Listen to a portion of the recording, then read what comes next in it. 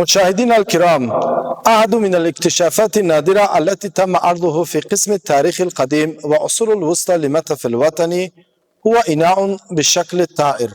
صنع هذا الإناء على هيئة مخلوق أسطوري وله 3 أرجل، يشبه جسمه شكل الطائر، أما رأسه فيشبه حيوانا غير معروف.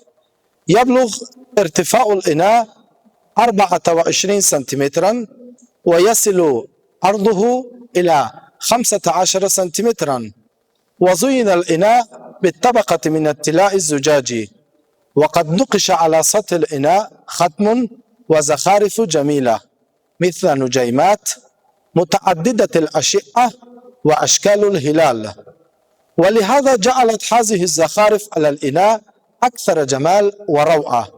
ويتميز هذا الإناء بلونه الأبيض المائل إلى الخضرة، وقد أثر عليها أثناء الحفريات الأثرية من قلعة قهقه الثالثة بموقع بنجكت، ويعود تاريخه إلى القرن 10 الميلادي. أعزائي المشاهدين، إذا أنتم ترغبون لرؤية هذا الاكتشاف النادر واكتشافات أثرية أخرى عن القرب، فندعوكم لزيارة المتحف الوطني.